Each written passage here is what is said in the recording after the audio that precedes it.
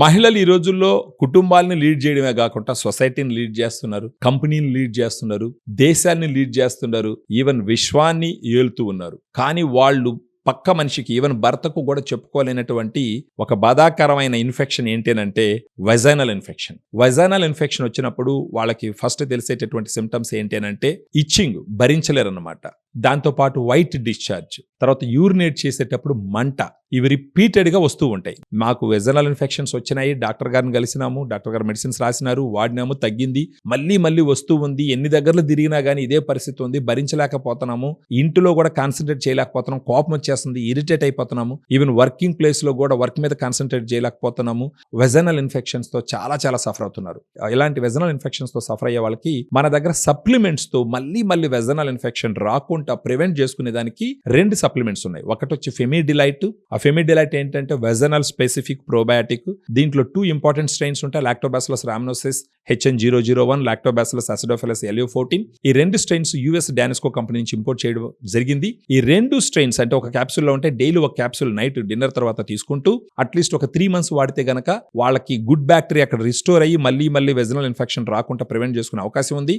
దానితో పాటు UT breeze అని ఒక సప్లిమెంట్. ఇది మార్నింగ్ బ్రేక్ఫాస్ట్ తర్వాత ఒక టాబ్లెట్ అట్లీస్ట్ ఒక 4 రోజుల పాటు తీసుకుంటే వాళ్ళ యూరినరీ ట్రాక్ లో ఉండేటటువంటి ఎచ్చెరిసియా కొలై, ఈ కొలై లాంటి బ్యాక్టీరియాని యూరినరీ ట్రాక్ గోడ మీద కూర్చోకుండా వాటిని యూరిన్ ద్వారా ఫ్లష్ అవుట్ చేయడం ద్వారా 2 రకాలుగా వాళ్ళ యూరినరీ ట్రాక్, వెజైనల్ ఇన్ఫెక్షన్స్ 2 లేకుండా వెజైనాలో గుడ్ బ్యాక్టీరియాని ఇంప్రూవ్ చేసుకుంటూ మళ్ళీ వెజైనల్ ఇన్ఫెక్షన్స్ రాకుండా ప్రివెంట్ చేసుకునే దానికి అవకాశాలు చాలా గట్టిగా ఉంటాయి. ఇక్కడ మీరు గుర్తించాల్సిన విషయం ఏంటంటే యాంటీబయాటిక్స్ ఒకసారి వాడతారు, యాంటీబయాటిక్స్ కానీ యాంటీఫంగల్స్ కానీ వెజైనల్ వాషెస్ కానీ, అప్పటికప్పుడు సిమ్టమ్స్ తగ్గుతాయి, రిలీఫ్ దొరుకుతుంది. కానీ మీరు ఒక విషయం మర్చిపోకూడదు, వీటిని వాడినప్పుడు మీ వెజనాలో ఉండే గుడ్ బ్యాక్టీరియాను కూడా మీరు ఆటోమేటిక్గా చంపుతున్నారు. యాంటీబయాటిక్స్, యాంటీఫంగల్స్, వెజనల్ వాషెస్ కి good bacteria, bad bacteria difference తెలియదు.